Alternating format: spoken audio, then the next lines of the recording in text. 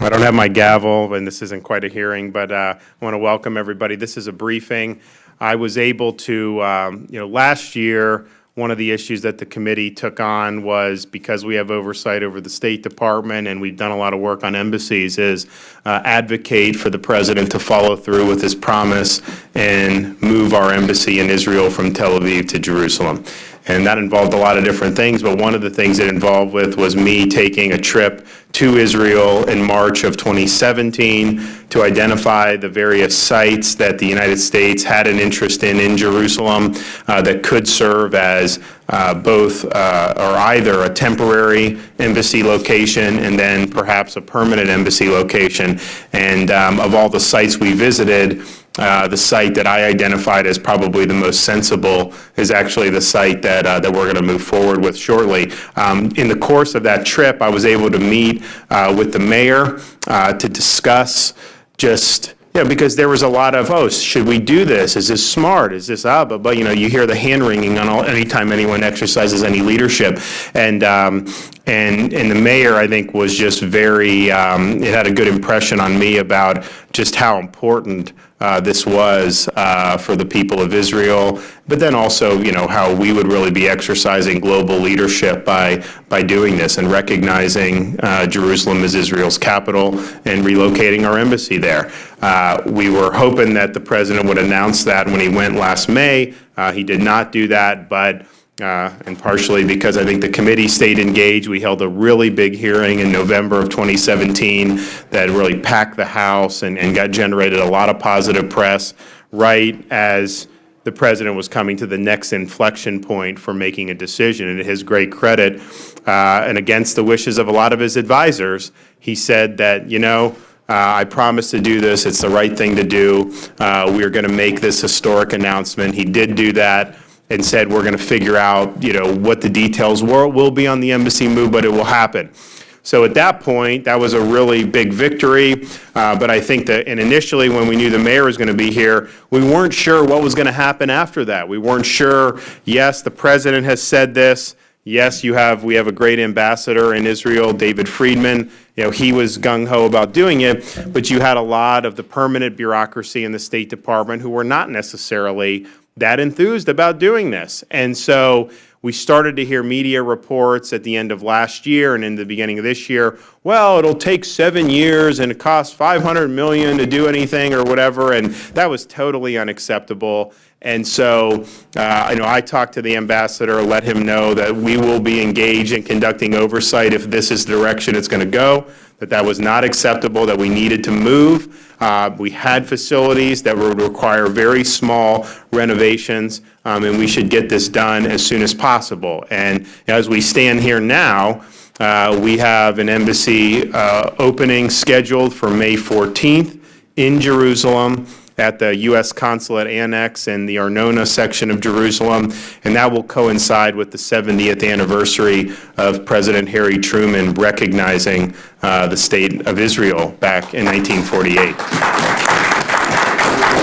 And so I think that there's some good symmetry, both because Donald Trump recognized Jerusalem in 2017, which was, of course, the 50th anniversary of the reunification of Jerusalem after the Six-Day War, and then now to actually do the ribbon cutting in 2018 to coincide with that 70th anniversary. It's really, really exciting. So I'm actually going to be going over for it, and I'm really looking forward to doing that. But I wanted the mayor to be able to provide, a briefing on the situation. Now, I thought maybe when we first were setting this up that I would have to get him to advocate why we should do it sooner, but we are actually in a position where that looks like it's happening. So, but he's somebody who, really understands the significance. He's got some great statistics about dispelling some common misperceptions, I think, and misconceptions about Jerusalem. And so I think this is a great opportunity for the committee and for the folks who are here observing to listen to somebody who is leading really one of the great cities of all time. And I think under Israeli sovereignty, you have the protection and cultivation of the ancient, but also a blossoming of the modern, and they really exist side by side, and it's really remarkable. So without further ado, Mr. Mayor, you're recognized. Well, thank you very much. Thank you, Congressman DeSantis, and thank you, Congressman, for coming and inviting me to speak. I would like to start by really commending and thanking President Trump for making the bold move, which was, in my mind, long due. And I'm going to share with you what is happening on the ground with the city of Jerusalem. But I thought maybe we start off by why Jerusalem? Why is it so important? What's the role of Jerusalem, the Jewish and the Israeli state, so strategic that we insisted? Because, you know, many other places in the world, the capitals could be one city, the other city.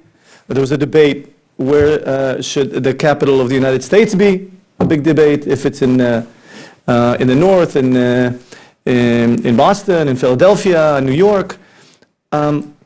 So to better understand the role of the city of Jerusalem and the vision and the future, let me take you back 3,000 years. When the people of Israel came back from the land of slavery, from Egypt to the land of Israel, each of the 12 tribes received a piece of land. You could Google and see those biblical maps of the distribution and the allotment of the tribes in the land of Israel. And that's where they lived and had their life, like the states, like the 50 states, except the city of Jerusalem. Jerusalem was not given to any specific tribe.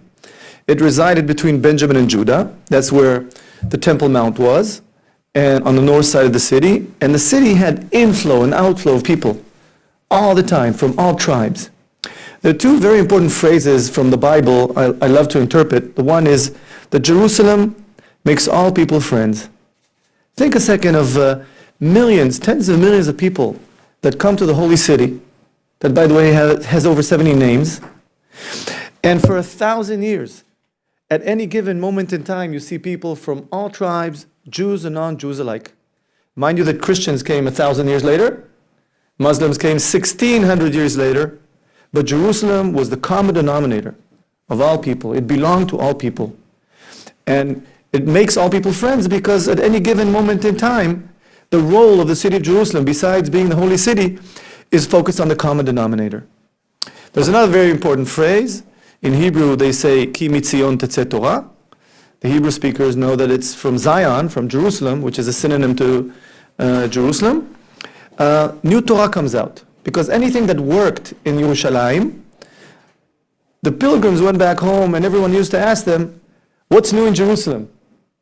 It's like huge magnifying glass. Not only God is looking over us, but a huge magnifying glass all over the world to see and discuss what's new in the city of Jerusalem. Because if it functioned successfully in the city of Jerusalem, it becomes automatically a de facto standard around the globe. Because if everyone's there and they find it's working, then automatically it's new things for the world. What I described is not just the past. That's the functionality and the role of Jerusalem into the future. To focus on the common denominator, to make the city work for the benefit of the world to enjoy. In 1 square kilometer in ancient city of Jerusalem, there are more mosques, functioning mosques, synagogues, and churches than anywhere else in the world. And you enter the gates of the old city of Jerusalem, there's respect. You can go and see the different constituencies, pray and believe their way, and respect to the others that are so different.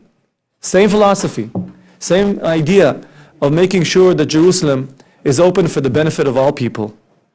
So, thank God, if you understand that, you understand why Jerusalem has to and will always be a united city. It will never function as a divided city. And if you understand that the role of Jerusalem is to be a place of worship, a place for people to come and enjoy, and focus on the common denominator, I am making sure Jerusalem is a destination for pilgrims from all monotheistic religions naturally, and others that can come and enjoy our city. And that is sort of the role of the city of Jerusalem. And the reason we, the Jewish people, feel so strongly about the city of Jerusalem and its role is it's in the Bible. Jerusalem is mentioned over 700 times in the Bible. Jews pray 3 times a day about Jerusalem and mention Jerusalem. When we get married, when we break the glass, we swear for the city of Jerusalem. and the importance of the city of Jerusalem for the Jewish people is second to nothing. For 2,000 years, Jerusalem moved. Over 13 conquerors took over the city.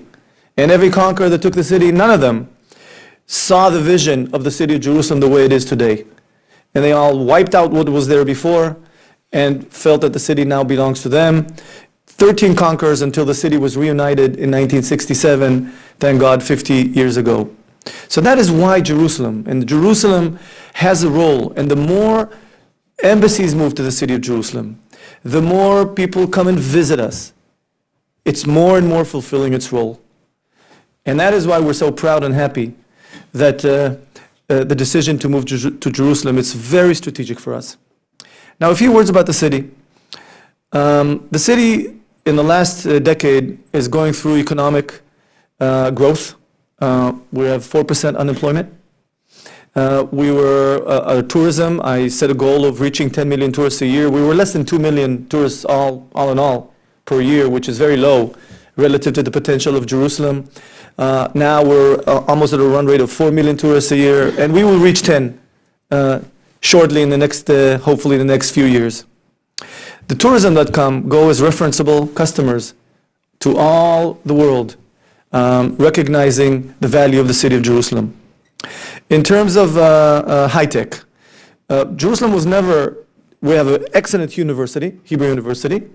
We were never listed on the short 50 list of cities that have a significant high tech industry. Well, we've changed that. In 2015, we're already ranked 35th in the world, according to Time Magazine and Entrepreneur Magazine here in the States.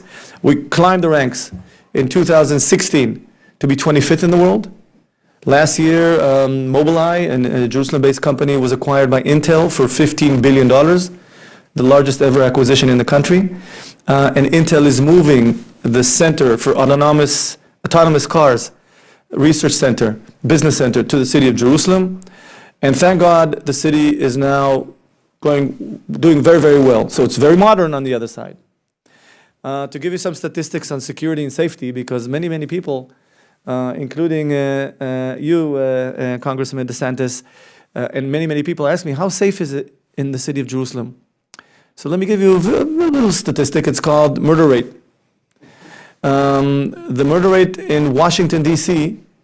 is 15 murders for every 100,000 residents. And Jerusalem is 1. In other words, your chances of being killed from crime or terror combined is 15 times higher here. So when I fly to the United States, I pray to come back home safely to Jerusalem. And so in spite of all this fact, and by the way, when there's a murder in Washington, D.C., it doesn't get reported in the city of Jerusalem. For some reason, everything that happens in our city gets reported. We also have a very powerful communal life.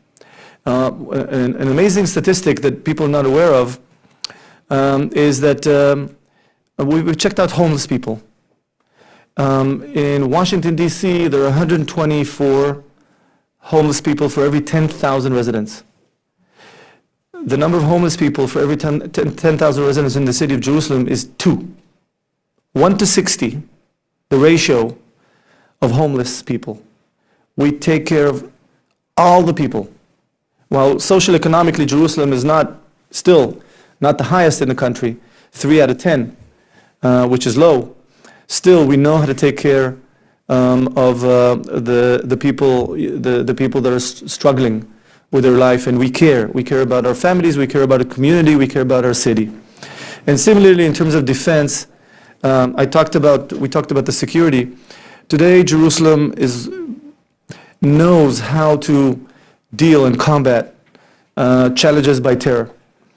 And let me, maybe it's the last thing I'll say before we open it up for Q&A. When, God forbid, if there's a terror attack in our city, you see an amazing phenomena. Unlike Europe and the United States, where people run from a terror attack, in Jerusalem we see people run into the terror attack. We learn in the army and to engage, to fight. And that's why terror attacks in our city take less than 60 seconds to neutralize. and the number of people that usually are hurt is dramatically lower than other places in the world. That again comes from a feeling of communal life and security and caring for each other. If you'd like, I would expand on that, but we're very proud of the measures we've taken to secure our city. And last but not least, the embassy. I'm working very closely with the Ambassador David Friedman and the whole American team. We will do everything we can to help you. You should know that the majority of the national institutions, the parliament, the prime minister, the president, many other institutions, practically the majority of them are in Jerusalem, secure and safe, and that is how the embassy will be. And you should know that moving the embassy to the city of Jerusalem, the city is thriving and doing well in spite of the challenges we have, and the importance of the move to Jerusalem is second to nothing else. So, one more thing. What I said to Congressman DeSantis is that once you made the move, there's a very strong undercurrent already influencing our city and our country. I remember when I was in the Army, I was a company commander in the paratroopers in the Second Intifada. And I remember if you see a group of people that are gathering together, if you take 2 steps back, they will come at you. But if you take 3 steps forward, they will all go away. The bold move of the president to move the embassy moves people aside. And it basically says to the Middle East that America and Israel mean business. We are going to stay here forever, and we are aligned together. And in many ways, don't mess around with us. Don't mess around with us. Let us work. Let us develop. That statement, that bold statement, has a very strong undercurrent, only for the good. And again, thank you for the President, and thank you, Congress, for the support that you give us throughout the year, not just for moving the embassy, but we feel extremely supported by the United States of America. And thank you on behalf of the residents of Jerusalem and Israel. Thank you very much. Well, thank you. We appreciate that. I'm going to be having to turn over to Mr. Meadows. I got to go present a bill on the floor. Before I do, just can you speak briefly? People said, oh, if you do the embassy, it's going to be, there's going to be terrorism, there's going to be all that. You know the site in Arnona. You also know the Tel Aviv embassy site. It seemed to me that that's actually a more secure site that we're moving towards. And is there any doubt in your mind that we'll be able to secure that so it's a secure facility? Well, as I said, Jerusalem is safer than Tel Aviv. The murder rate, crime, terror together, were safer. The region of Jerusalem is safer than any other region in the country.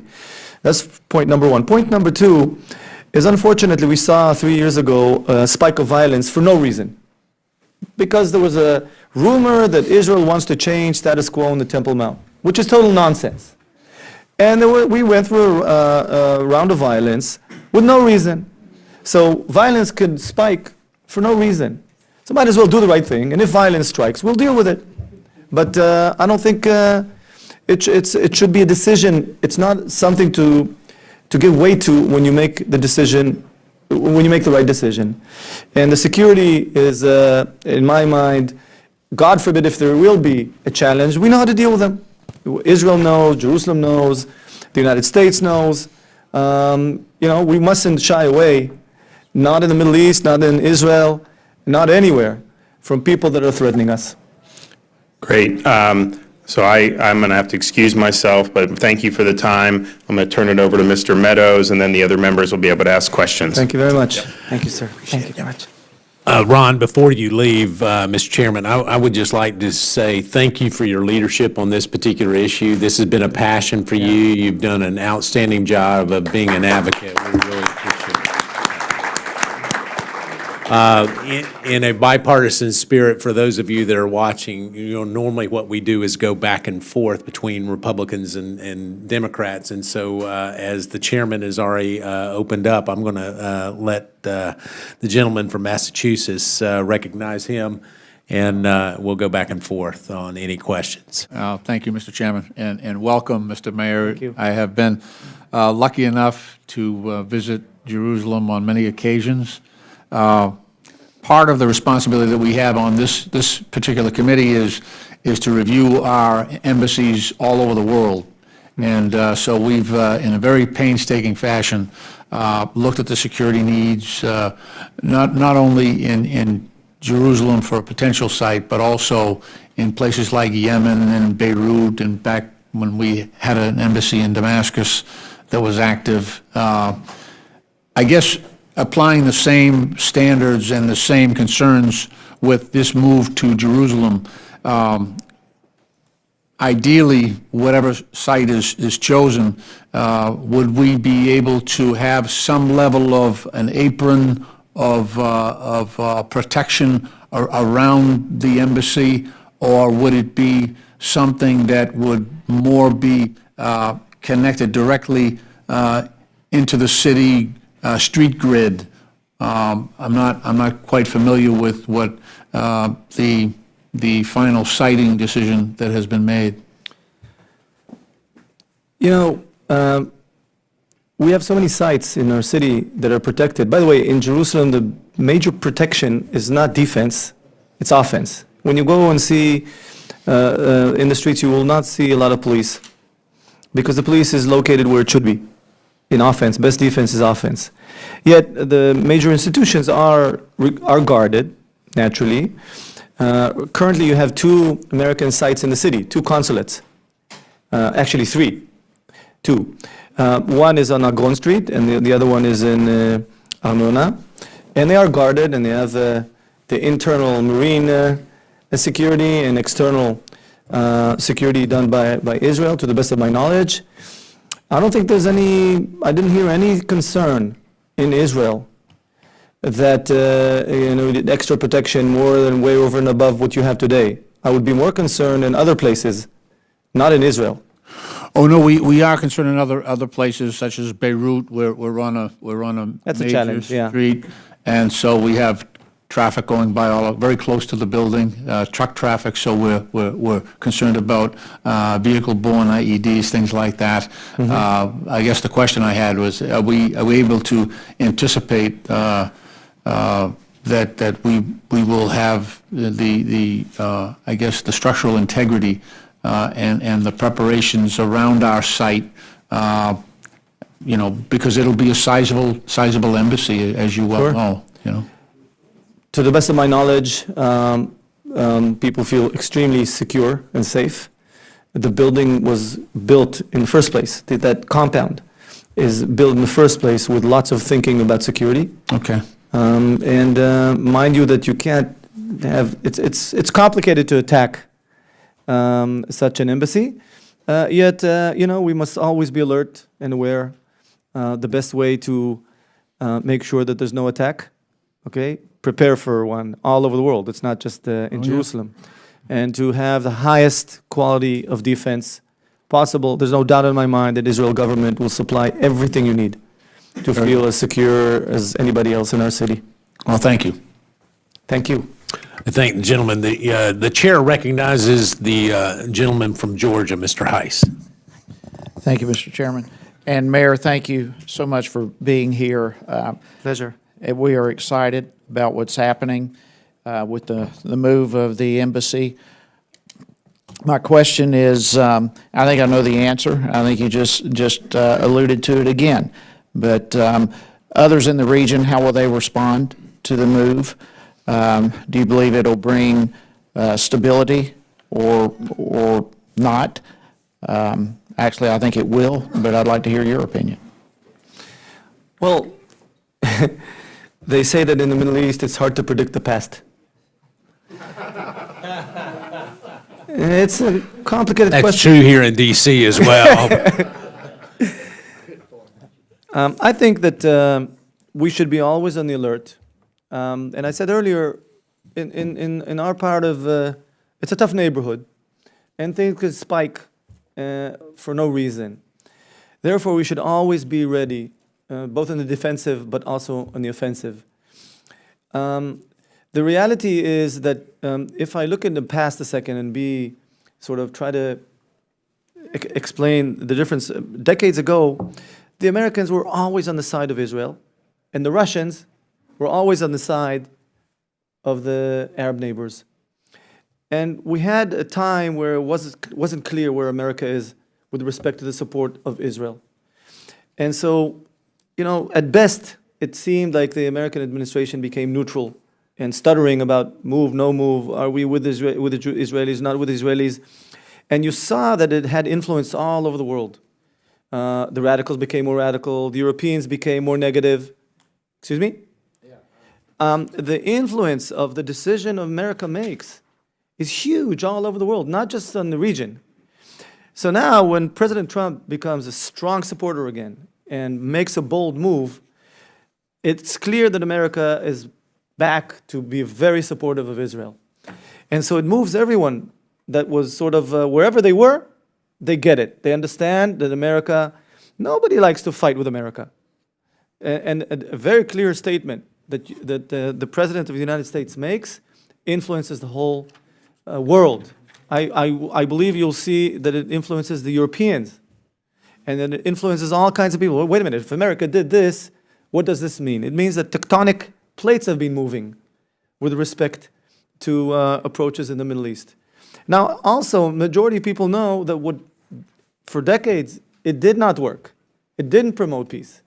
The fact that we're trying to compromise all the time and give things away for whatever, it didn't work. And this new old approach of supporting Israel, I believe, will only be for the good. And by the way, we don't get frightened by when people try to frighten us, okay? Because if we get, shy away every time we get, people try to frighten us, there would never be Israel. There would never be a united city of Jerusalem. And the reality is we are saying to the world, we are here forever. We're here to build. We're here to benefit our neighbors. If they want peace, we'd love that. And the support that we have from the United States of America will only help us achieve those goals. The chair recognizes the gentleman from Pennsylvania, Mr. Cartwright. Thank you, Mr. Chairman. And Mr. Mayor, thank you for coming to Washington. Pleasure. We appreciate your intrepid move to come to this crime-infested area. But seriously, thank you for coming. It's an honor to have you here. Many of us have been to Jerusalem many times. I've been a couple of times myself.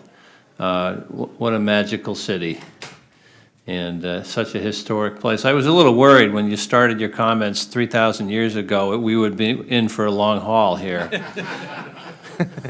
But it is a story that goes back so long. And I had a couple questions. Number one, this move of the American Embassy to Jerusalem, do you think, well, first of all, how many, for example, how many European nations have their embassies in Jerusalem? None. No, okay, and you used the word tectonic shift. Yes. Do you see that happening? Well, Guatemala just declared they're moving their embassy. And I think we will probably see, it's hard to predict, but I believe that you will see movement. I don't know how fast, how quickly, No. but psychologically, it moved them from being very negative to a little bit less negative, or maybe even to neutral. Okay. And we'll take our time. We have thousands of years of history behind us. We have thousands of years, millions of years before I should us. warn you, we're having the mayor of Tel Aviv here next week. Okay, He's good. not too happy right now. Tel Aviv, where's that? The other question I have is, really one of the prides of your city is its world leadership in the area of solar energy. Can you speak to us about some of the points of pride of Jerusalem in that area? Well, it happens that we have a few companies that are top leaders global leaders in solar energy.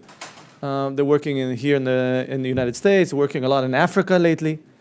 By the way, on all public buildings in our city, we have solar energy. All public schools, buildings? Yeah, all schools. In the last 7 years, we built solar energy in our schools, in our stadiums, really to make a statement that we're here to better understand how to use energy, solar energy, for the benefit of the people. Well, would you encourage the American embassy to have solar energy on its roof? Where you don't have antennas, of course, but that's your decision to make. It's not my decision. I'd strongly recommend it, and you could buy it locally for very cheap. Well, thank you so much, and I yield My back, pleasure. Mr. Chairman. I thank the gentleman. The chair recognizes the gentleman from Wisconsin, Mr. Grothman. Sure. How many other countries, you said no European country has a embassy in Jerusalem, but how many other countries around the world have a presence in Jerusalem? Still very few formally. Yet, when all leaders come to our city, they all go to the parliament, including all U.S. presidents. The parliament is in Jerusalem. They go to Yad Vashem, which is in Jerusalem. Some of them go to the holy sites of our city, which are in Jerusalem. So the reality is that it's sort of a little bit of a game. It's a bit, I don't know, I'd call it childish. If hopefully I'm not, hopefully I'm not insulting anyone, but the reality is that our capital is our capital. The parliament, the major institutions, they all come to visit the institutions. The formal element of it, the United States of America is definitely the first to make that impact. Your leaders, and hopefully people will follow you. I should know, what's the population of Jerusalem compared to Tel Aviv? Israel's almost 9 million people altogether. Jerusalem is 900,000, which is 11-12% of the population of the country. We're by far the largest city. The second city in size is Tel Aviv with 430, which is The size of Tel Aviv. twice the size. However, metropolitan Tel Aviv is larger. There's about 3 million people, and metropolitan Jerusalem is 1.2, 1.3. So the city limit, we're far largest. The metropolitan area, we are we're about a third of Tel Aviv. Okay, give you another question, and kind of. Please. Don't mean to be, say we have a problem here in the United States, but I recently toured Jerusalem, it seemed very wonderful. Could you describe crime in Jerusalem? Is there any crime in Jerusalem? Well, I think I said before. Yeah, right before you got in. But I'd be great- happy to yeah. share more of the statistic with you again. We didn't really want to hear it again, but go ahead. Go ahead. Yeah, the way to best describe crime and terror together is the murder rate. What are your chances getting killed in the street randomly? So in America, it's about 9 murders for every 100,000 residents. Here in D.C., it's 15, and in Jerusalem, it's 1. So we're 15 times safer than in D.C. Okay, no, it's a good thing to point out to other people, because one of my long-term goals here, there's so many goals you have, is to make Washington less of an embarrassment to this country. So that's why I always like to point that out. Embarrassing here. Could you tell us, as a practical matter, I mean, we were told, I didn't think it was going to happen, but we were told that the rest of the Islamic world was going to be upset over this. Do you feel seriously anybody was upset or cared?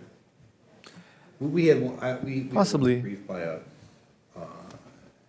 an American diplomat of some significance going to a prominent Middle Eastern country. He said nobody brought it up at all. So in other words, the outrage was all for show, but privately it was just something they didn't care about. Do you think that is true? Well, let's divide the Arab world into moderates and radicals. Okay, the radicals want to wipe us off the map. The support that we're getting from the United States of America, they probably wouldn't bless it, to say the least, okay? So the radical Islam, Hamas in Gaza, ISIS in Syria and in Iraq, Hezbollah in Lebanon, I don't think they like it. Okay, but these are, you're right, but tell you that we care that much, they don't like it? On the contrary. They must learn that this alliance between Israel and America is becoming stronger and stronger by the day. They're our enemy. Unfortunately, they're the enemy of the free world. They would like to see the free world disappear. And they're a common enemy. The more moderates, some of them may not like it because they don't like it, but I don't think it should be a parameter, because the reality, when America makes such bold move, the President of the United States makes such a bold move, it shows the world that we're aligned and we believe in the same values. If you like it less, you like it more, it's the American decision to make. And this alliance very, very clearly says to the world, hey, we're here forever. Take off all of your bad thinking about such a move, because it's going to happen, and move on. If you'd like it or not like it, in many, many ways, it's irrelevant. I think the gentleman, I know you don't have a clock in front of you, so I'm, That's the thing about Congressman Meadows. no, but I think the gentleman from Wisconsin, the chair recognizes the gentlewoman from New York, Ms. Maloney. Well, first of all, I want to thank the chairman for calling this meeting, and then, of course, to welcome the mayor. And I would just like to say that the announcement that the United States is supporting and recognizing Jerusalem as the capital of Israel was long overdue. And in fact, I've been in Congress so long that I can even remember in 1995, we voted, literally, to recognize Jerusalem as the capital of Israel. And I've been to Israel many times, and the Knesset is there, the sites of government. You're there, so it's long overdue. So I have two questions, but there was questions that were raised by many people that this announcement has risks and that it could place the lives of U.S. diplomatic and military personnel in peril, and possibly some people in Jerusalem in peril, and have an impact on the stability of the region. But I want to preface it by saying that there is an element, as you so mentioned, that has wanted to destroy Israel from the beginning, and they believe they're going to destroy it. And so moving the capital there and recognizing it, I think, is a strong statement that Israel's here to stay, that America's backing you, we're backing each other, and that this is happening. As a mayor, I have another question. I live in the city of New York, and gun safety is a huge problem. And when I go to Israel, everybody's armed. I'll never forget one time I'm a former teacher, and I got off the train or the plane, and we were driving in, and this teacher was walking with kids, and she was totally armed to go to a park, because that was the fear that they lived in. And when you go to the universities, they would have a room, and everybody threw their guns down in the middle of the room when they went into the stacks to study. Yet I looked at it, and Israel has some of the lowest gun violence in the world among your own people. You have violence coming in from the region, but your own people are not shooting each other, yet everybody is armed. And I just, the same as in Switzerland, everybody's armed. Everybody keeps a gun in their home in case they're invaded. And I'm all for gun safety, but the amount of deaths in America is absolutely startling, and really something that I think that we, in a bipartisan way, and really in a united way in the world, need to work together to solve. And so I wanted to ask some of your, if you could be helpful with some of the ideas of how you've been so successful in arming everybody, but no one's shooting each other, and it's peaceful, and you can go to school, and you're okay. And it's become very disturbing to many of us in America, the violence that is happening. And I got to just also add that I represent New York City, and there is a great cooperation going on. We even should have a hearing on it, Mr. Chairman, building a high-tech school, and it's combining Technion, which is the Israeli high-tech company, is now part of the faculty with America, with Cornell, for a high-tech school for the new deal going on. And I got to throw another thing in. I went to AIPAC last night. What struck me the most was the display of the Iron Dome. It was fascinating. And talking to Raytheon, they said America is now trying to build our own Iron Dome to protect us. But on the other hand, the Soviet Union announced, I think it was Friday, recently, that the Iron Dome doesn't work because it was thinking that missiles would come in like this and they would stop it. But now the Soviet Union the former Soviet Union, is now claiming that they have missiles that they can strike America and Israel and anybody else they want that would come in under the Iron Dome. And any of your thinking on that? As if we All don't right. have enough So- headaches in the world. you know? So now that we don't need to really focus on the peace of Jerusalem, we can hit her three questions. No, I'm kidding. I'm talking about no. the peace. It's hard to come up with a question on the peace in Jerusalem when I'm the 10th person to ask. No, Everybody's you- already asked. very good You know, question. how do you the region? You know, everything has been asked. I can ask the same questions No, over. those are very good but questions. They are an ally. And incidentally, I do represent New York City. I want to publicly thank you. After we were struck as a nation, Israel was the first country to fly in to give support and aid to the people who were suffering and were lost, and to help us with technology to find them.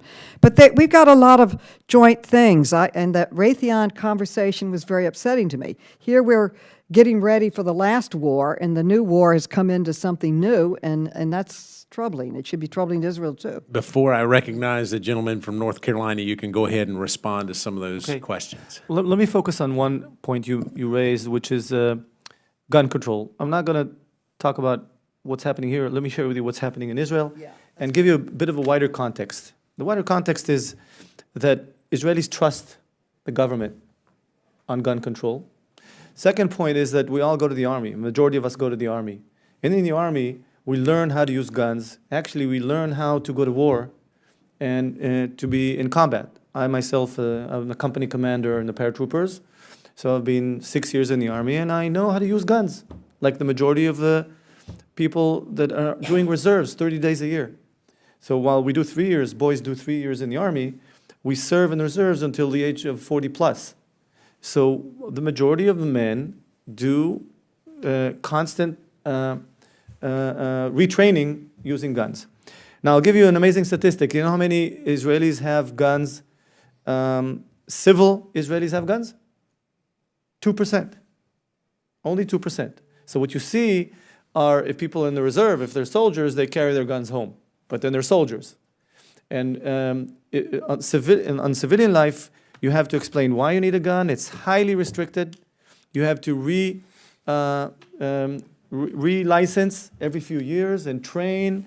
And there's very few illegal guns in the streets. And if somebody wants to acquire an illegal gun, he starts asking questions, the Shin Bet will probably catch him.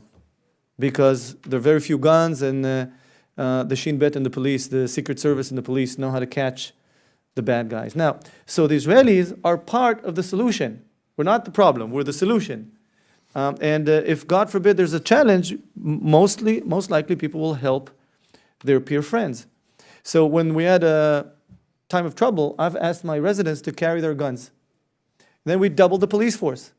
And some of these combat soldiers and officers that have their guns know how to use it better than the police in case of a terror attack. So all in all, there's no misuse of guns because there are very few guns, and the ones that do have them really know how to use them in case of trouble. So people feel secure. In Israel, when you see somebody with a gun next to you, you know he's a good guy. By definition, they're good guys because there are either soldiers in the army or people well-trained to carry their guns. So in our case, the whole idea of working as a network, police, security forces, soldiers, and residents, civil people with guns, we're all on the same side, and it works really well. That's great. Do you have to be trained to get a permit to get a gun? Yes, you have to.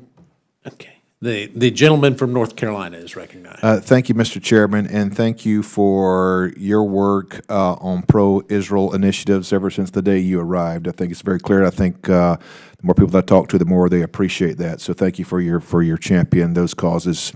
I thank you, Mayor, for being here. It's an honor to have you here in Washington, D.C., as well as many of the folks here. As a former minister, I am interested sometimes in the archaeological components as well. And I know that last year, UNESCO passed a resolution during Israel and the Jewish people's against the Jewish people's historical connection to Jerusalem. I know there's been some recent archaeological discoveries here. Could you speak to that as far as how that's impacted or maybe push back against that narrative? Well, it's one of the craziest decisions I've ever seen in my life. I actually, a few months ago, took 7 UNESCO ambassadors to the city of Jerusalem. They wanted to meet me in the office, so I took them to the city of David And I started off at the bottom of the city of David, where the Siloam pool is, where Jesus blessed the blind. Right. We've now uncovered part of the pool, and we're going to reconstruct it. Great. And I told them, here on these rocks, you see how they're worn out? Because tens of millions of people walked on them 3,000 years ago. That's where Jesus blessed the blind. They were quite shocked. And then we went up the stairs, the road leading to the Temple Mount, we've now uncovered lately.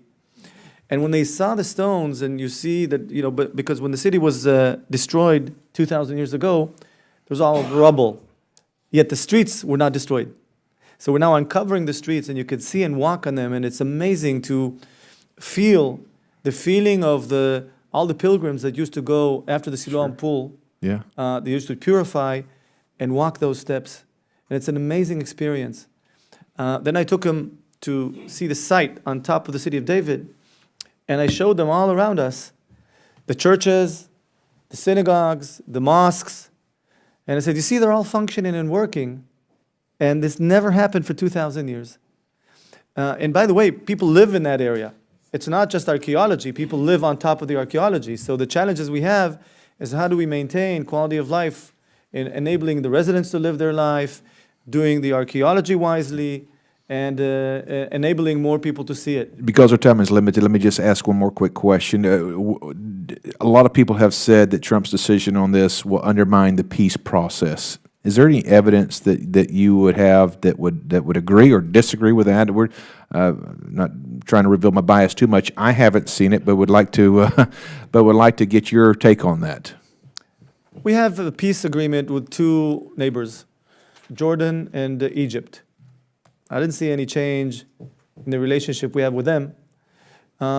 Since radical Islam lifted its head, and you see more ISIS and more of the radical Islam go all over the world, they don't care. They're going to continue trying to hurt us and the Western world. But lately, what they're doing, they're also hitting the moderate Islam. And so the moderate Islam in the Gulf states and other places, all of a sudden are a bit confused, because it was very easy for them that the radical Islam went after Israel.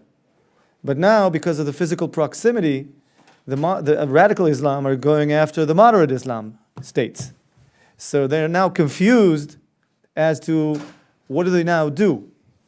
So in my mind, we have to combat the radical Islam, and if anything, that is the key question. I think the decision of America to support Israel, and together, we all know that Israel is helping the moderate Islamic states under the table.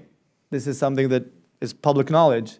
This non-public knowledge is public knowledge. So it's no longer under the table if it's public, right? No, I'm just teasing. So I don't see any negative from that decision. I think it's a net positive. I thank the gentleman from North Carolina. I think the gentleman from Wisconsin had one quick follow-up, and then we're going to close this out. Okay, yeah, some people say about how, put upon the Palestinians are in Israel. Do you know how many, I don't know how we would describe a Palestinian, we just said a Muslim, I don't know. The population, both in the land controlled by Israel today compared, and in Jerusalem as well, the overall population of Islamic population, say in 1940, in 1960, today, Wow. put upon people. I'm not sure I know to fully answer your question. I'll be happy to give you research and follow through this All right. question, give you that I guess information. the broad question is the population increasing? Are there more people, more Muslims in the land controlled by Israel today compared to 40 years ago? Of course there is. Including in Jerusalem, 37% of the population is Arab, and the number is growing because the quality of life in Jerusalem is very superior. It's competitive, and it's superior to the West Bank. So people have no reason to leave. They come, and the quality of life of my residents, the Arab residents, and by the way, I want to improve it year after year. That's my goal, like all residents, regardless of their religion. And so because of the quality of life, you see movement into the city. and they feel they get better jobs, better education, and naturally there's natural birth Usually when and you think of growth. oppression, you think of people leaving. So people are not leaving, people On are the contrary, yeah, coming in. exactly. Thank you. All right, I thank the gentleman. So the chair recognizes himself for a brief 2 or 3 minutes before we close this out. And so, Mr. Mayor, I want to say thank you. Thank you for coming. Thank you on behalf of all the members of Congress here for your enlightening briefing today. 3 very quick questions. One is, as a mayor, you're responsible for the safety and well-being of your city. Do you believe that the moving of the embassy to Jerusalem will impact the safety and well-being of the citizens that you serve? Long term, definitely yes. Short term, even if there, God forbid, may be a spike of violence, which we did not see so far, we will deal with it because it's the right thing to do, and I'm not concerned, and I bless the move. All right, so let me make sure I clarify, because I think the way that you answered it was different than the way I thought you were going to answer it. So you said long-term, the safety and security of your people will go up. Okay, all right. I think you said exactly the opposite of that, but I wanted to clarify that. There's no doubt Okay. in my mind it's the All right thing to do, and we It will was a be prepared. softball question, Mr. Mayor, and I Okay. was trying to let you hit it out of the park here. So the question, you had 900,000 people that you talked about in the city of Jerusalem. What's the boundary of that for those 900,000? It's very clearly defined, the municipal boundary of the city. Okay, It includes, the majority of the residents are inside the security fence. right. By the way, because the security fence is not fully aligned with the municipal border, we have some of the residents, Arab residents live on the other side of the fence because the fence is for security reasons. Right. So we have a few residents that are on the other side of the fence, which complicates our life on the civil side. But the reality is that the border is clearly defined, and it's all over the maps. So the vast majority of the people in and around Jerusalem, would you say they were excited about this announcement and welcomed that, or they were perplexed? Because it was divided even in the gentlewoman's home district of New York. It was divided. So how was it in Jerusalem? Yeah. Well, Yeah. well, there are words and there are deeds, okay? In words, people could say everything. The paper, press picks up every nudnik that wants to say whatever he wants. But the reality is that it didn't make any difference to the Jerusalemites. The radicals are trying to make a story out of this. You may have, as I said at the beginning, there may be no reason at all for spiking violence. So I think that the idea of making the right decisions and not being concerned and telling all the world, that's it, final, move on, the more the people understand that it's irreversible, the less they will challenge it. All right, so the final question is this. On May the 14th, when the United States finally recognizes Jerusalem as the undivided, eternal capital of the nation of Israel, do you think there will be wild celebration in and around your city? Well, we started celebrating in the announcement, and every new milestone, we are using it for additional celebrations. There's no doubt in my mind on the 14th, when we see that plaque of embassy on that compound, I'll be the happiest person in the world as mayor of Jerusalem. All right, very good. With that, we'll close out this briefing. Thank you very much. So much, thank you. Thank you, sir. That was a softball.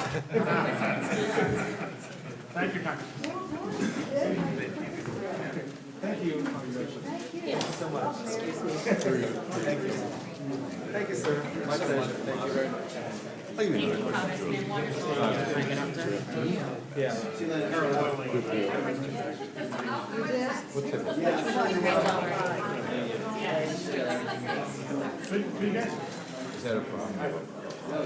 Far better than you. I think one of the things I mentioned is you here in Washington have 124 homeless people for every 10,000. Michigan was for 10,000 residents. 124. You know the number in Jerusalem?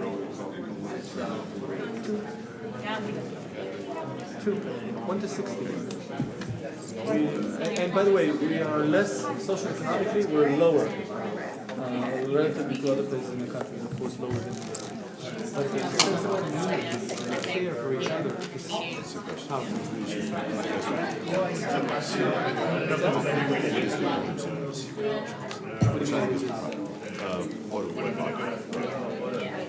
What percentage of your son? When are you due?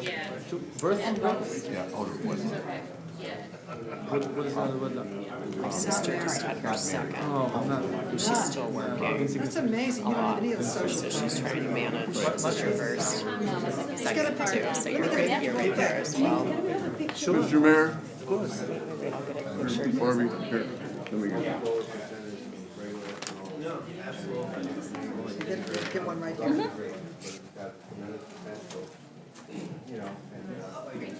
Thank you. Thank you, thank you, my pleasure. Glad to meet From you. Wisconsin? Yeah. I have a gate name there.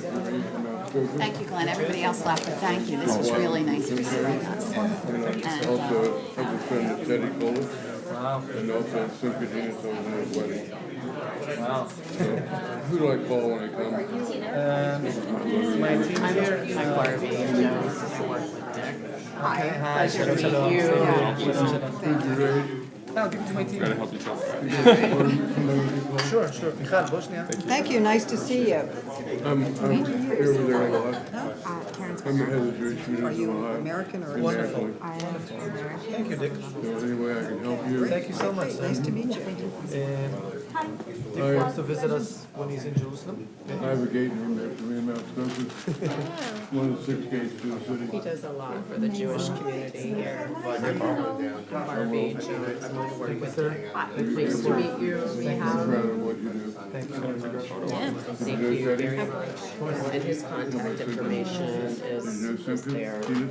And I'll email you with Listen, I my was not in public service at the time. keep in so- contact. Thank you very much. We're so excited for the embassy and the changes that are taking place. I'm sure you are. Yes. Hi, shalom. Yeah, please, let's see. You get pictures? I do not. Hey, Mayor? Can we get a quick picture? Sure. Who's taking picture?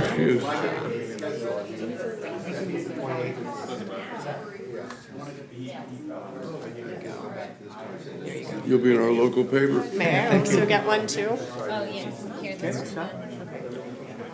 Barbie, go get one if you want one. Okay. I'll get you one. Okay, thank you.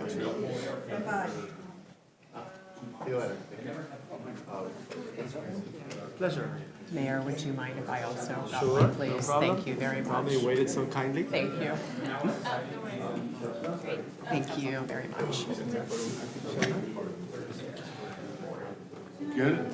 Yes, I look exhausted. Give me a little beer.